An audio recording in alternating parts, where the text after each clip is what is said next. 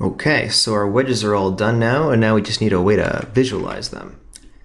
So let's make a showcase geometry node, calling it that, and the idea here is going to be there's 5 wedges, each one 72 frames. So if I choose one of them, there we go, and we can see it here.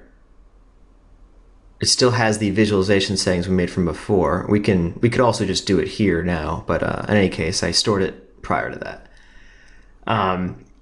So there's 360 frames overall. If I set my scene to 360, now we can convert that frame number from 0 to 360 into the different seeds and frame numbers we need. That way I can just do one play blast, play it all the way through, and see all 5. So let me show you what I mean. We take the actual field here, and you'll see in the file names that the things we need to change are this number right here, cache wedge seed 0, 1, 2, 3, 4, and then while still preserving this 1 to 72, 1 to 72, 1 to 72. So there's 2 different things we're going to do here. The first is use these backticks in the upper left-hand corner of your keyboard and do something like this. F divided by 72. Casting it to an int, I'm going to middle click on this to see it evaluate. So you can see as I scrub through it, it's staying in 0 for the first 72 frames, and then it's 1 for the next 72 frames. And you can imagine how that would be. You know, this would return a number from 0 to 1 for the first 72 frames, from 1.01 to 2 for the next 72 frames, and so on. And casting it to an int just makes it be 1 for the first 72, 2 for the next 72. So this is just a little fun way to visualize them all at once. Now we still have the problem here of the frame numbers are going too high. So for that we gotta do something a little bit different. We'll just say take the frame, mod it by 72. And mod is kind of the opposite of division. Well, not the opposite like multiplication is, but maybe the foil to it, meaning it's gonna say do a division by this, but just give me the remainder. So it's kind of, when I cast this to int here, it's kind of taking that remainder instead. So to put it another way, if f is 10 mod 72 is just 10, because 10 doesn't go into 72 at all, and there's 10 left over. If I said 100 mod 72, it goes in once, but we don't care about that. We just want to know what's left over. So if 100 goes into it once, there's 28 left over, because 28 plus 72 is 100. So this would yield 28. And I'm just going to add 1 to that, just so it never yields 0. I don't have a frame 0 for any of these guys. It always starts at 1. So watch now. See how it starts over every 72 frames. It says, oh, 72 will go into it, and then which will yield 0 remainder because 72 goes into it. And then when you get to 73, you have 1 remainder again. So now you can see I got the seed going up by 1 each, and then I have the frames resetting each time. Cool. It'll click, come back out. So now it's going to actually load that file. There we go. So you can see I just click around and I'll have the different explosions no matter where we are. So that's basically it. The smoke is a little white, so I'm going to play blast it with the gamma down. But either way, regular old play blast now. So here we go. This will take a little bit. So it's all done. And this is what we got. First explosion, second explosion, and so on. So you can see how they're different. Like that one was a little skinnier, taller. That one's a little wider. That one's pretty good too. So really now it's just a judgment call. For our purposes, we're just going to choose one of these and go with it. I'm going to say, and they're all pretty interesting in their own ways. I'd say not that one, probably that one, which I think being seed 1, that this was probably already the one we were using anyway.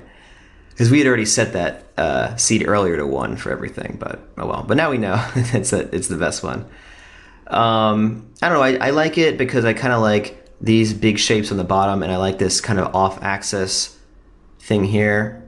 I get this nice skinny shape, and these nice tendrils. This one is just kind of this fuzzy crap on the bottom here I don't really like. This one is fuzzy, but at least has a more interesting shape. This one is just skinny, and I don't know. Maybe that would be good sometimes. I mean, none of these are objectively bad. It's just I like that other one the best. This one, there's no like bottom shape here. And this one's not bad. I don't really like this straight up and down thing here. So this one I think is the best one. See, we got this little cool wisp that rolls out here and sucks back in. So again, this is so if the first 72 frames are seed 0, the next 72 frames are seed 1. So that's the one we're gonna go with. Cool. So honestly, it should already be set to that. Like I said, that's what we were already doing. But for the sake of argument, if we had wanted to change it, you could just change this to whatever seed you felt was appropriate. I'm gonna keep this at 1. And now instead of running this from the render wedges, I can just run it from here instead. Because you'll see, when I middle click on this, there's no way, even though the wedge variable is here, it evaluates to nothing right now because it's not being run in wedge mode. That said, I am still going to increment this to version 2. And our last order of business will just be running this at the full 600. There we go. And once again, this will take a little while. So I'll see you in a few more hours. And then that'll be basically it. Oh, one more thing. We're still at 360 here. Let's put this back to 72. We don't want to do 360 frames of that. That would be too many. Okay, so 1 to 72. Great. And remember, we're not running it in wedge mode, running it in regular mode now. Save to disk. All right, so our simulation's all done. I went ahead and made a geometry node here and just put a regular old file stop inside of it pointing to that version 2. And here it is. Boom. Great. So it came out really good. We've got a lot of the features that we wanted from before, like the burst that comes out the side here, and the general interesting stuff here on the bottom. It's got this nice rolling thing. It slows down as it goes along. Yeah, this will look really cool rendered. We're going to hold on to these cache files for the next lesson where we'll render and composite these things, and I'll show you how to really dial in the detail and the fire. A lot of that work can be done in comp. It won't look exactly like obviously how we see here. So yeah, mission success. Hold on to these cache files for the next lesson.